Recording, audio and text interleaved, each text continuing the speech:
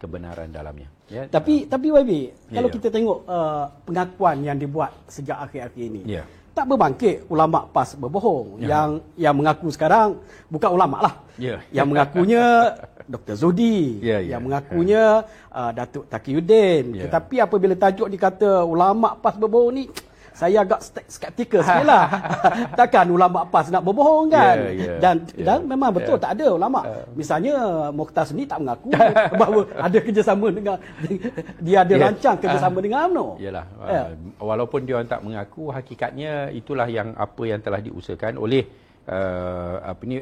orang-orang mereka, dan memanglah dalam soal nak menolak ataupun nak menyokong dan sebagainya, mereka memang tak ke depan. Memang mereka benarkan golongan-golongan inilah untuk ke depan, Roslan Syahir lah, Taqiyuddin lah, Zuhdi lah dan sebagainya, dan mereka tidak membetulkan kenyataan-kenyataan yang dikeluarkan. Kalau diorang tak setuju, sepatutnya mereka kata tidak, kita tak terlibat, ini memang usaha Zuhdi dan kita tak setuju, ini usaha Taqiyuddin dan kita tak setuju dan kita tak bersama, malahan kita bantah, tapi mereka lah yang lebih berpengaruh dan sebagainya. Kononnya lah. Tapi kita semua tahu bahawa keadaannya tidak sebegitu. Takkan mereka-mereka ini akan sanggup bertindak ke arah itu tanpa adanya restu dan sokongan dan persetujuan oleh golongan ulama, dan kita pun boleh nampak bahawa yang mereka-mereka yang telah menentang akhirnya telah doa laknat lah dan sebagainya oleh golongan ulama. So ini sebenarnya agenda yang tersembunyi di sebalik tindakan-tindakan pemimpin-pemimpin PAS, termasuklah golongan ulama itu. Okey, kita lihat YB, kenyataan daripada YB Taqiyuddin Hassan. Dia kata sejak 2015 lagi dia dah buat kerja berbaik-baik dengan UMNO ni. Tapi pada tahun 2017, iaitu 2 tahun selepas itu, dalam satu ceramahnya di Dungun, dia kata dia tak ada kerjasama dengan UMNO ni. Sebab PAS memperjuangkan Islam, takkan kerjasama dengan UMNO yang jahat dan sebagainya. Mungkin kita boleh tengok apa video yang dihasilkan pada tahun 2017 itu. Sekejap ya. Okey, baik.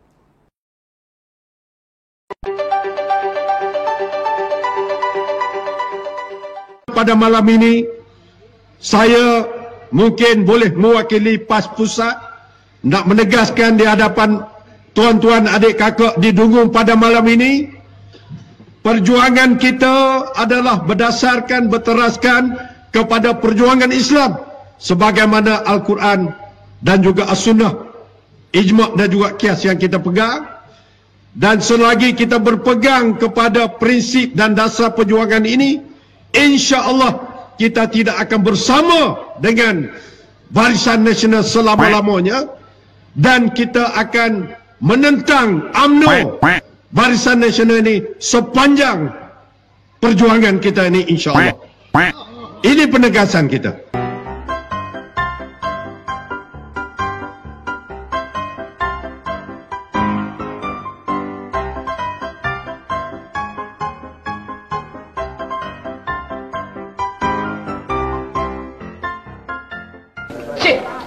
Cakap tak tengok orang. Takkan Tok Lebay nak menipu pula. Okey, so apa komen YB terhadap video ni YB? Sebab nampak sangat ada sedikit percanggahan di situ. 2015 dia kata dia start dah bosan kerjasama 2015. Tu dia sendiri kata. Dia sendiri kata, dia mengaku baru-baru ini. Sedangkan video tadi kata 2017 menafikan sekali-kali kerjasama dengan UMNO sebab kita memperjuangkan Islam. Takkan kita nak kerjasama dengan UMNO. So apa komen YB? Itu jelas membohong lah. Sambil mengusahakan kerjasama dengan UMNO, tapi oleh kerana dia sedar bahawa ahli PAS yang biasa takkan setuju, maka dari segi ucapan, ceramah, politik dan sebagainya, menafikan bahawa adanya kerjasama. Dan kalau tak silap saya, dia kata takkan kerjasama sampai kiamat. Maknanya dah kiamat lah. Untuk makluman Cik Zul, ni dah kiamat dah lah, pasal dah kerjasama dah pun. Dia sama ada dia telah lepas mengikut dia kata selagi mana berpegang kepada Al-Quran, Sunnah ijma' dan qiyas, maka takkan kerjasama dengan UMNO sehingga kiamat. So sama ada dah lepas apa yang dipegangan tu dah berubah ataupun dah berlaku kiamat. Tapi ketika itu, ketika dia berkata itu, sebenarnya dia usaha untuk bekerjasama dengan UMNO sudah dibuat pada tahun 2015. Tu yang 2015 yang dia sebut. Tapi sebenarnya sebelum daripada itu, kalau kita lihat apa yang dikatakan oleh pemimpin-pemimpin yang lain, pemain-pemain yang lain dalam drama ini, yang mengaku bahawa sebenarnya daripada sebelum itu lagi. Ini menarik saya. Kita tengok apa satu berita yang kita lihat yang disiarkan oleh Sari 2 ini, diberitakan juga bahawa Dr. Zudi yang kini adalah siasat politik kepada Menteri Air dan Alam Sekitar, Datuk Tuan Ibrahim Tuan Man, beliau adalah timbalan pada sempah, tiba-tiba mengaku bahawa dia dah usahakan kerjasama dengan UMNO ni sejak 2011 lagi. Dan ketika itu, Wabi berada dalam pucuk kepimpinan PAS. Adakah Wabi tak sedar ke kerja-kerja ni dibuat pada ketika itu? Pasal kita sedarlah yang kita bantah. Dan Tok Guru Nik Aziz almarhum pun membantah pada ketika itu. Kalau kita tengok yang apa yang disebut oleh Taqiyuddin sebelum ini tadi tu, dia kata selepas meninggalnya Tok Guru Nik Aziz, barulah yang usaha ni dirancakkan lagi dan dibuat dengan cara yang lebih terbuka.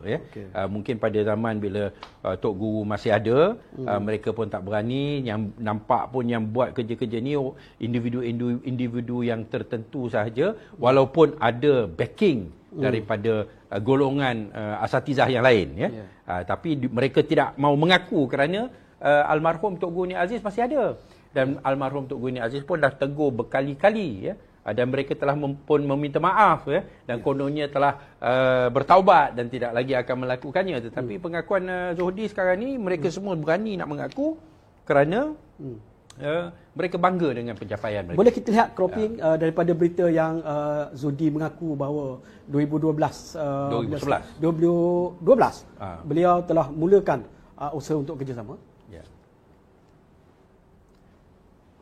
Dari 2011 lagi, bermula dari 2011 lagi.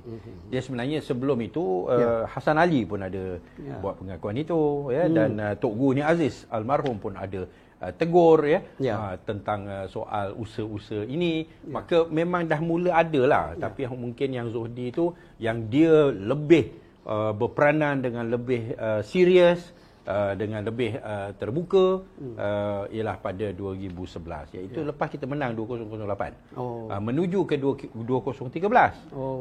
Pasal dia orang punya pemikiran, saya rasa Zuhdi pun ada keluarkan dia punya formula lah, yang mana kalau bekerjasama dengan UMNO dan sebagainya, maka boleh orang Melayu Islam ni boleh berkuasa. Dan yang bukan Islam ni, yang kalau cakap lebih boleh dijentik, katanya. Saya ingat lagi tentang perkara itu. Ketika itu berlaku kekecohan di dalam dalam PAS lah, bagi kalau tak ingat saya, pada 2014, apabila terdedahnya satu dia panggil WhatsApp yang ditulis oleh Zudi yang nak jentik itu. Sebenarnya ketika itu apa berlaku, Wabi? Sebab dia berlaku pada 2014 itu. Sebelum kalau kita lihat ini 2011 Zudi dah planning. That mean ketika itu sebenarnya pada 2014 sudah perancangan sudah berjalan dengan baik, sudah kan? Berjalan, Apa berlaku sebenarnya dalam PAS ketika itu? Inilah yang dikatakan usaha-usaha di belakang tabir, di sebalik tabir yang diusahakan nak dapatkan sokongan, nak dapatkan persetujuan dari kalangan golongan-golongan pimpinan asatizah yang muda khususnya, tetapi diorang ini pun mendapat backing daripada pemimpin utama mereka lah, iaitu Haji Hadi, dan Haji Hadi membacking mereka. Dan Zuhdi ni pun kita semua tahu, dia pun memang dari kalau tak silap saya, dia pun orang Terengganu, dan dia pun memang ada hubungan yang lebih rapat dengan Haji Hadi.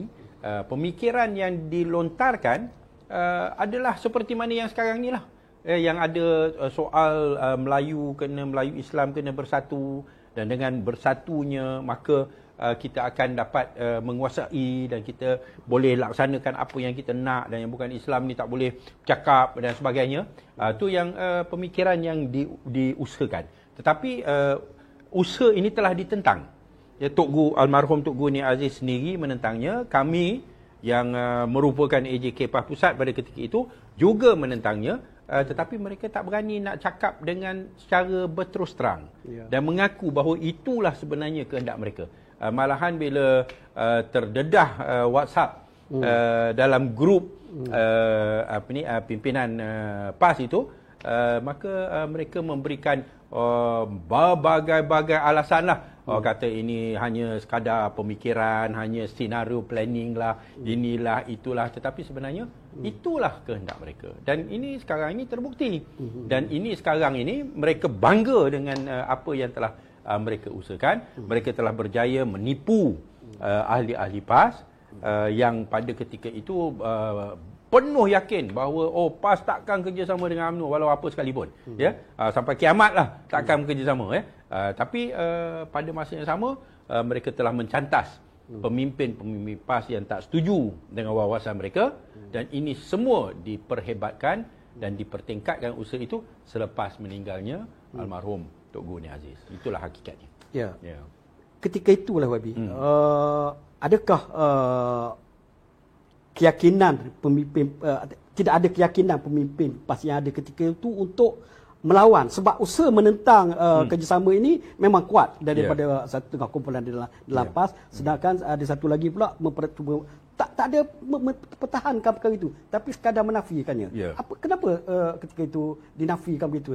Pasal dia orang tahu bahawa ahli biasa takkan sokong. Dan pada ketika itu juga Tok Guru Ni Aziz pun ada. Dan Tok Guru Ni Aziz pun sampai ke tahap nak adakan muktamar khas untuk nak bersihkan PAS daripada golongan yang ini. Golongan yang pemikiran nak bersama kerjasama dengan UMNO ni. Tok Guru Ni Aziz almarhum ada sebut nakkan muktamar yang khas.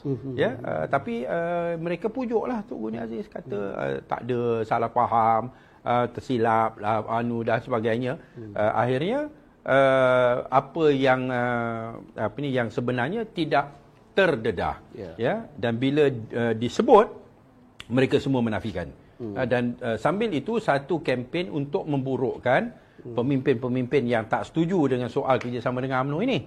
Digelar sebagai pada asalnya golongan Erdogan. Tapi bila nama Erdogan jadi jadi harum, maka ditarik baliklah, bukan lagi golongan Erdogan lah, dia kata Anwar Rinas. Lepas tu golongan yang liberal, golongan yang pemikiran yang Syiah, macam-macam lah label-label yang dilemparkan untuk memburukkan pemimpin-pemimpin yang tak setuju dengan kerjasama dengan UMNO ini. Dan tindakan mereka pun berperingkat-peringkat. Walaupun pada awal seperti mana yang diakui oleh Zohdi, sejak 2011, lepas tu yang diakui oleh Taqiyuddin sejak 2015, tetapi mereka tidak berani nak melakukannya secara terbuka sehingga pada 2018 pilihan raya umum yang lepas, apa yang mereka lakukan ialah mereka bersendirian. Mereka bertanding secara atas tiket PAS, tak bersama dengan UMNO ataupun Barisan Nasional. Kerana nak bawa secara berperingkat-peringkat. Mula-mula keluar daripada Pakatan Rakyat, lepas itu bila dah hadapi pilihan raya, sekarang ni mereka berusaha dengan lebih, bukan lagi berusaha, tapi mereka telah melaksanakan pendekatan kerjasama dengan UMNO secara terbuka. So tak bolehlah nak menafikan lagi. Dan saya rasa yang mereka yang menuduh bahawa pemimpin-pemimpin PAS yang lain yang sekarang ini berada dengan amanah, kami ini fitnah, kami ini tipu, kami ini bohong, kami ini reka-reka je cerita dan sebagainya. Sekarang ini sepatutnya semua ahli dan pemimpin mengakuilah. Hakikatnya mereka telah membohongi ahli, dan usaha untuk kerjasama dengan UMNO memang daripada awal. Pada pandangan YB kenapa setengah-setengah pemimpin PAS ini nak sangat bekerjasama dengan UMNO? Ada yang berpandangan ini adalah pemikiran politik untuk menang pilihan raya semata-mata. Ada juga yang berpandangan ini adalah demi kepentingan penyatuan Melayu, penyatuan ummah dan sebagainya. Pada pandangan YB lah, kenapalah mereka ni nak kerjasama dengan UMNO? Mereka merasakan bahawa Islam ini takkan disokong oleh yang bukan Islam. Mereka anggap bahawa Islam ini agama yang sememangnya tak adil terhadap yang bukan Islam. Ya, dan oleh kerana itu yang bukan Islam ni tak akan sokong Islam. Ya, oleh kerana itu yang akan sokong Islam hanya yang Islam. Lalu kalau kita nak berjuang atas agenda Islam, kita mesti dengan orang Islam sahaja. Yang bukan Islam ni kita berkuasa, kita jentik-jentik dia mereka. Kalau cakap lebih pun kita jentik mereka. Ya, seolah-olah begitulah. Ya, dan pemikiran ini adalah pemikiran satu kompleks, boleh kata inferiority complex. Ya, pemikiran Islam itu tak sehebat yang pemikiran politik yang lain. Ya, sehingga kita kena hanya yang beriman sahaja yang boleh percaya dan boleh berpegang kepada prinsip-prinsip politik Islam. Ya, sedangkan bagi kami, ya, dan seperti mana juga almarhum Tok Guru Ni Aziz, begitu juga dengan almarhum Ustaz Fadil, almarhum Tuan Guru Haji Yusuf Rawa dan sebagainya, kami yakin bahawa prinsip Islam ini kalau dizahirkan dan diperjuangkan dengan betul, boleh diterima oleh yang bukan Islam. Kerana Islam itu adil. Itulah yang kita kata dulu, dululah pass for all. Ya. Kenapa? Kerana kita rasa Islam ni dia mengutamakan persoalan keadilan, persoalan kebajikan, ya, dan sebagainya.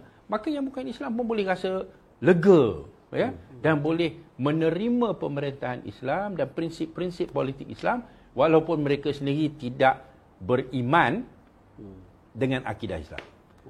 Itu yang bezanya. Tapi golongan ini mereka menganggap tak boleh. Yang bukan Islam ni takkan terima. Kita nak buat keadilan Islam ke apa ke, jangan cerita pasal keadilan. Ini hukum, terima saja. Dan itulah sebabnya pendekatan yang agak boleh dikatakan terdesak, ya, pendekatan yang terdesak diguna pakai sehingga sanggup bekerjasama dengan orang Islam walaupun orang Islam yang zalim. Ya, kalau Zul ingat dululah kan, ayat-ayat yang biasa yang dibaca, ya, macam wala tarkanu ilal ladzina zalamu fatamasakumun nar. Janganlah kamu condong terhadap orang yang zalim, kamu akan disambar api neraka. Dulu tu soal keadilan, soal kezaliman, ini yang ditekankan. Seperti mana yang ditekankan oleh Islam. Ya, tetapi sekarang ni tak. Yang zalim pun Islam akhirnya boleh bertaubat, boleh masuk syurga. Lalu dia dah tak ada penegasan tentang soal kezaliman itu dan wajib adil itu. Dia tuntut, dia beri penegasan hanya kepada soalnya, oh ini orang Islam. Kalau orang Islam tak apa, ya, dia boleh bertaubat. Akhirnya masuk syurga juga. Ya? Lalu inilah sikap-sikap yang baru yang merosakkan, bagi kami lah, merosakkan imej Islam. Sehingga Islam tu dilihat sebagai redha dengan kezaliman. Ya, kalau ianya dilakukan oleh orang Islam, tak apa.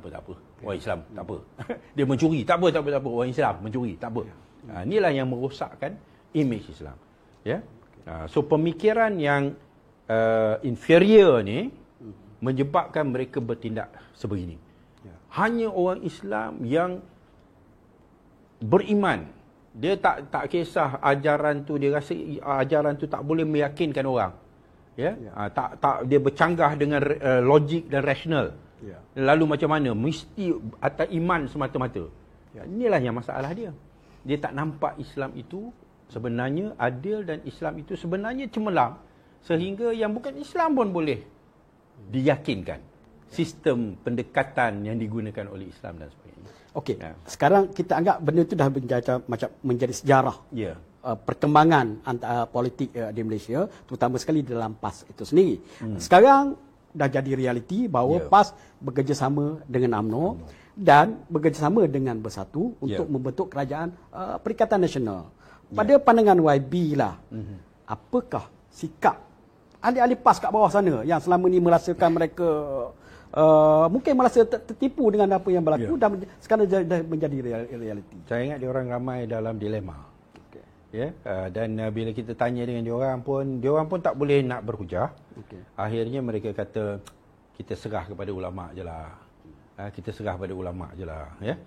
Dia sendiri tak yakin, tapi dia tak boleh nak kata dia tak setuju. Kerana apa? Kerana dia kata oh ini pandangan ulama. Tapi dia kena faham bahawa kalimah ulama tu, dikatakan kepimpinan ulama tu, itu kalimah yang bersifat jamak, ramai.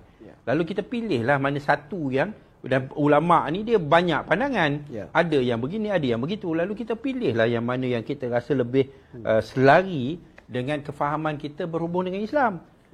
Kalau dah ada sikap yang seperti ini, iaitu perkauman yang selapoti dengan agama, maka kita kena tolaklah. Kerana dulu kita dididik perkauman ni tak ada tempat dalam Islam dan sebagainya, kezaliman ni tak ada tempat dalam Islam dan sebagainya. Dan seperti mana yang dikatakan oleh Taqiyuddin, sampai kiamat takkan bekerjasama dengan UMNO.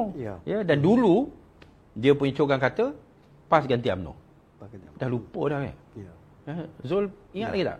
Betul. Cogan kata PAS ganti UMNO. Ni pada zaman almarhum Tok Guni Aziz. Sekarang ni bukan PAS ganti UMNO. PAS sokong UMNO. PAS sokong UMNO. PAS jadi pembantu pada UMNO. Tapi kalau kita tengok realiti YB di Terengganu sekarang, apabila dikatakan peringkat pusat ni PAS akan kerjasama dengan UMNO. Tetapi di dalam Dewan Undangan Negeri, Datuk Ahmad Said, pengurusi UMNO Terengganu, ajak Esko PAS bertumbuk.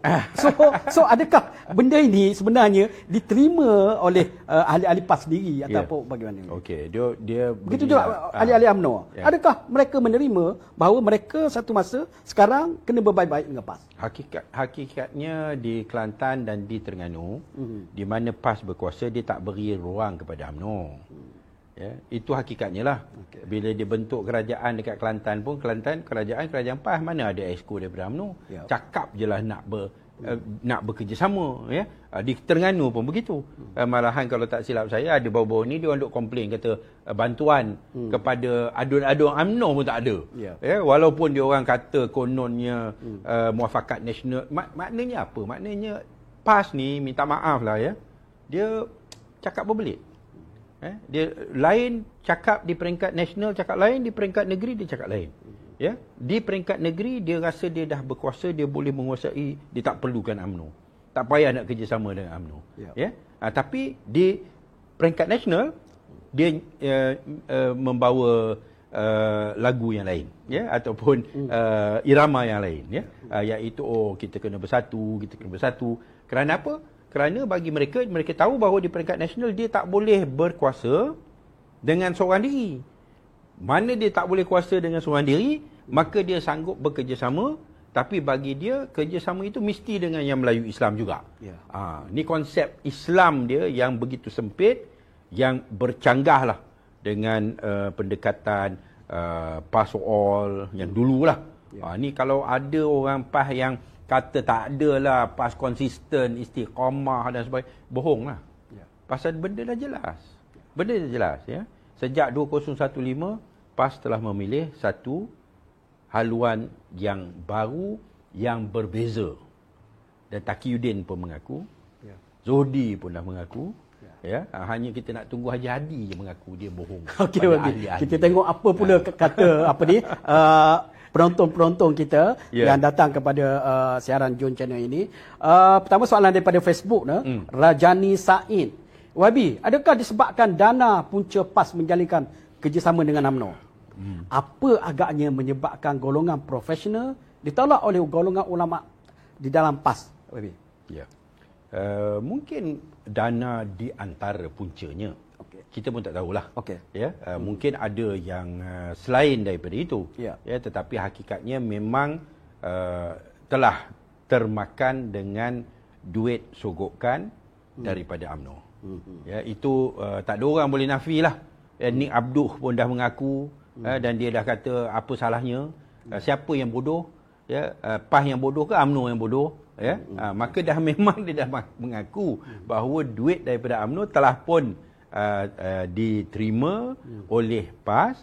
Sama ada itu sebab utama ataupun sebaliknya, tu kena tanya dia orang lah sendirilah. Kenapa berubah sikap dan pendirian. Dari segi golongan profesional ditolak ni sebenarnya tak begitu tepat lah. Ada juga, masih lagi ada golongan profesional di dalam PAS. Walaupun mungkin tidak begitu menyerlah Taqiyuddin pun sebagai golongan profesional, Zuhdi pun golongan profesional, ya.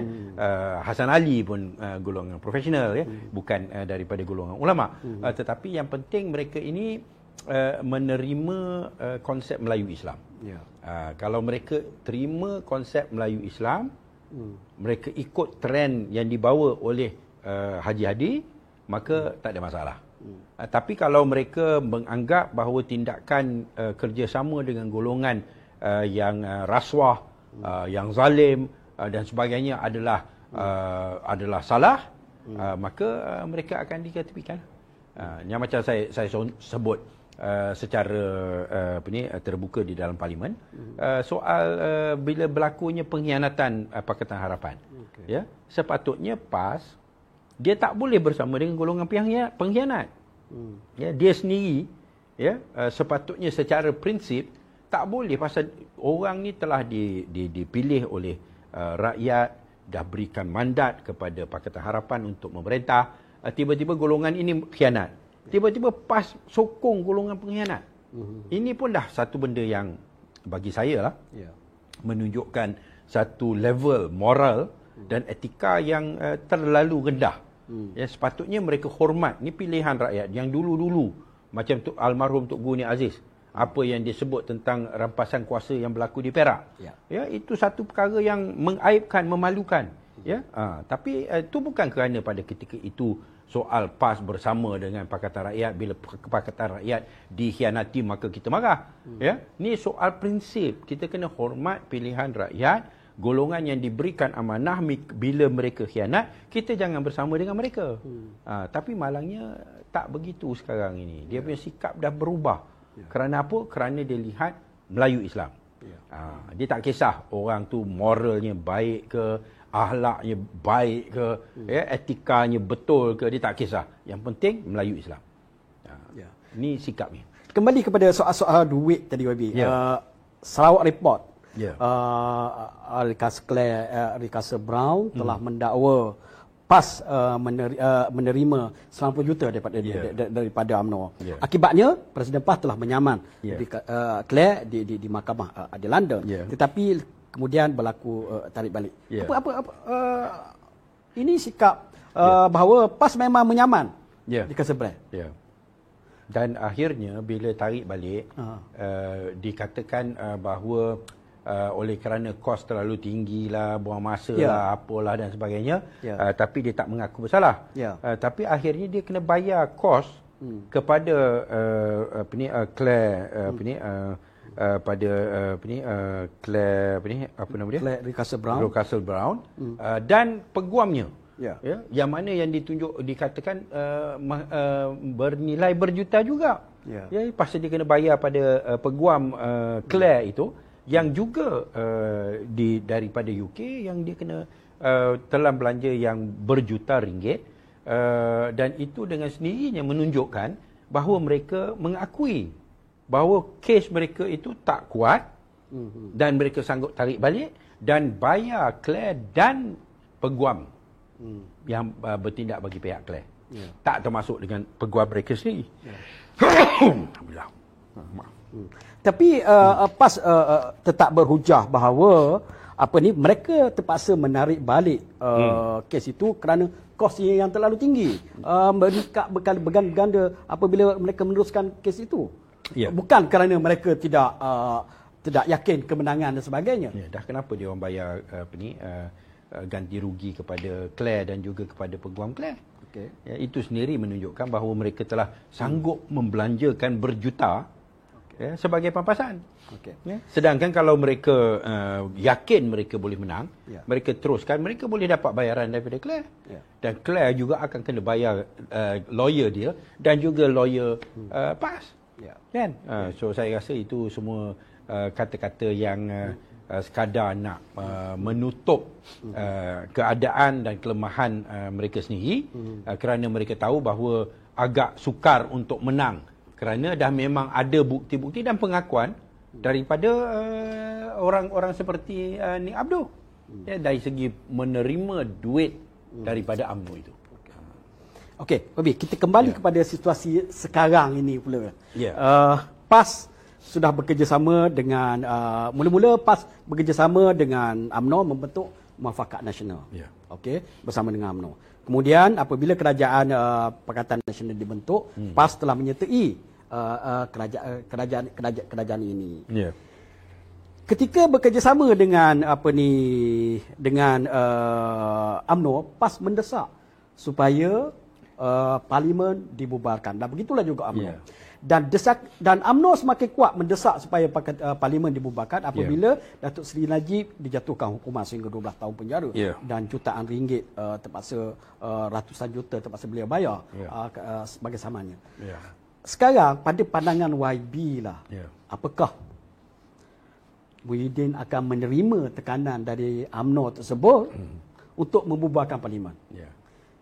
Ataupun Muhyiddin akan menarik PAS untuk bersama dia dan tidak membubarkan? Pada pandangan YB macam mana akan berlaku?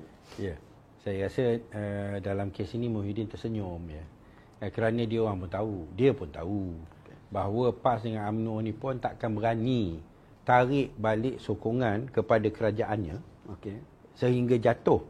Kerana kalau sekiranya mereka melakukan itu, Muhyiddin masih boleh datang dan mengusahakan sokongan daripada sebelah sini, daripada Pakatan Harapan. Mungkin terima pula syarat-syarat daripada Pakatan Harapan. Itulah sebabnya apa yang dikatakan oleh Zahid Hamidi. Kita tak bersama dengan Perikatan Nasional, tapi kita sokong kerajaan. Pasal dia pun takut. Kalau kiranya tiba-tiba kita masuk balik, Muhyiddin datang balik pada kita, dan terima pula syarat-syarat kita, maka kita pula bentuk kerajaan, maka teruklah UMNO dengan PAS. Kembali balik kepada menjadi sebagai pembangkang. Ni yang dia takut. Dan Muhyiddin tahu dia orang takut itu. Itulah sebabnya Muhyiddin buat tak tahu ya. Kamu desaklah dia bertemu dengan pemimpin-pemimpin UMNO Barisan Nasional, dia bertemu, dia orang desak macam-macam, dia buat tak tahu Terus Datuk Seri Najib dikenakan tindakan, alhamdulillah. Dan UMNO dan PAS takkan sanggup buat apa-apa. Tapi bagi saya yang paling pelik lah mana ada yang PAS ni lepas itu boleh pergi bersama dengan Datuk Seri Najib dan mengeluarkan kenyataan yang seolah-olah mengatakan bahawa keputusan mahkamah tu zalim. Dia kata kadang-kadang kita tak ada kuasa, sedangkan dia berkuasa. Dia kerajaan. Kita tak ada kuasa untuk menghalang kezaliman. Tapi jangan sekali-kali kita diam menentangnya.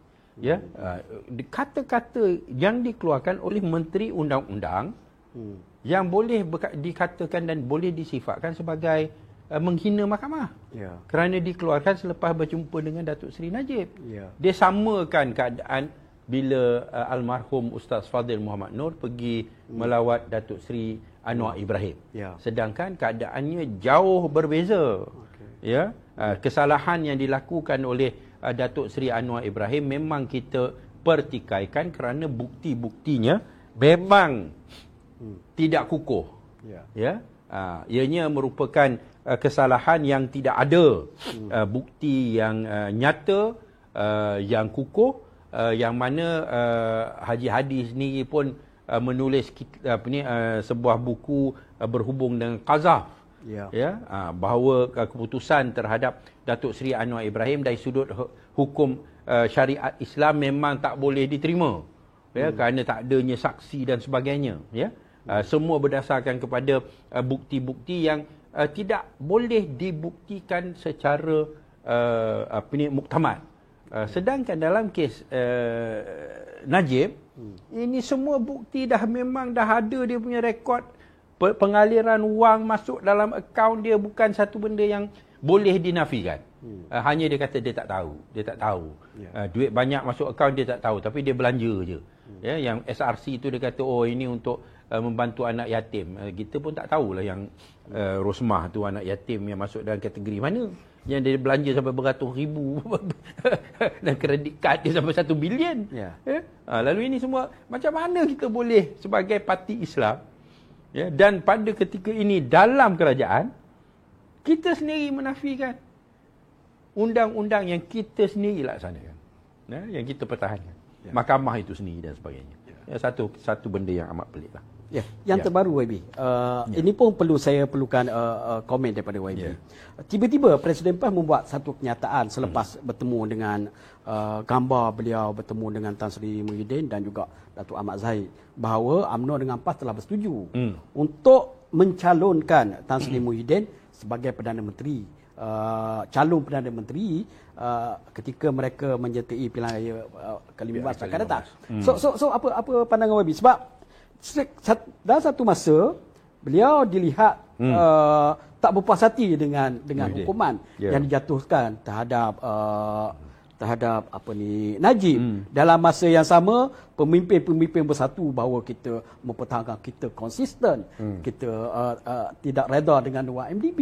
Dalam masa yang sama juga PAS kata begini pula. So apa sebenarnya tafsiran, pandangan daripada YB? Samalah dengan kata yang nak bubarkan parlimen. Okay. Pada masa yang sama kata sokong Muhyiddin sebagai Perdana Menteri. Pada masa yang sama nak minta supaya dibubarkan parlimen oleh kerana tindakan yang dilakukan terhadap Najib dan sebagainya. Lalu memang ini semua menunjukkan kecelaruan pemikiran dalam kepimpinan PAS dan UMNO yang dah kita kira dia dalam keadaan yang serba nak sokong Muhyiddin ataupun nak jatuhkan Muhyiddin, nak kerjasama dengan Muhyiddin, tak nak kerjasama dengan Muhyiddin, semua kerusi UMNO akan ditandingi oleh UMNO, semua kerusi PAS akan ditandingi oleh PAS, tapi pada masa yang sama sokong Muhyiddin sebagai Perdana Menteri. Inilah kecelaruannya. Kita boleh faham dalam keadaan sekarang ini oleh kerana ianya kerajaan pintu belakang, maka mereka terpaksa menyokong Muhyiddin. Oleh kerana kalau dia tak sokong Muhyiddin, maka kerajaan akan mungkin kerajaan Perikatan Nasional ni tak dapat berkuasa dan kerajaan Pakatan Harapan akan kembali berkuasa. Ni yang ditakuti. Sama ada bersama Muhyiddin ataupun tanpa Muhyiddin, mungkin pengikut Muhyiddin ataupun pengikut Azmin dan sebagainya, sebahagian daripada mereka akan datang balik menyebabkan kita boleh dapat majoriti. Kerana kita dah 109. Kita hanya perlukan 3 je lagi. Kalau daripada pengikut Muhyiddin tu 3 orang patah balik, daripada pengikut Azmin tu 3 orang datang patah balik, kita dah boleh bentuk kerajaan. Tu yang dia orang takut. Tapi pada masa yang sama nak kata kita nak Muhyiddin jadi sebagai Perdana Menteri juga.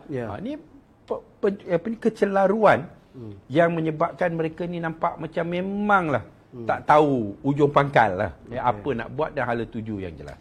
Okey, itu yang berlaku dalam PAS. Sekarang dengan situasi yang ada di mana kita hanya kekurangan 3 kerusi ini, sebenarnya ke mana? Hala tuju Pakatan Harapan sekarang. Ketika ini. InsyaAllah kita akan usahakan. Memanglah ianya bukan satu perkara yang mudah. Tapi saya yakin insyaAllah ianya akan tercapai. Sama ada penambahan itu akan dicapai oleh Tun dan penyokong-penyokong Tun dalam blok yang dipimpin oleh Tun ataupun sebaliknya, iaitu daripada Pakatan Harapan sendiri. Tapi insya-Allah akan ada dia punya kerjasama dan akan ada jumlah yang seperti mana yang diperlukan. Kita boleh tengok dalam kes pilihan raya kecil Slim. Yang hari ni, malam ni pun ada dia punya pengisytiharan calon dan sebagainya. Walaupun kita nampak bahawa nampak macam kononnya ada 2 blok pembangkang, tapi dalam kes ini semua bersama. Tun pun ada, wakil daripada PKR pun ada, wakil Amanah pun ada, wakil DAP pun ada. Lalu ianya menunjukkan bahawa memang ada kesatuan dan kerjasama, dan insya-Allah nak dapatkan 3 lagi ni kita haraplah secepat mungkin akan dapat tercapai dan dilakukan. Okey, kita lihat pula soalan daripada kita punya daripada Facebook lagi. YB Muhammad Hazwan bin Muhammad Fuad. Pada pemilihan parti PAS akan datang, siapakah calon yang dilihat berpotensi untuk mencabar jawatan presiden? Ini berdasarkan pengalaman YB lah, mengenali tokoh-tokoh PAS yang ada sekarang.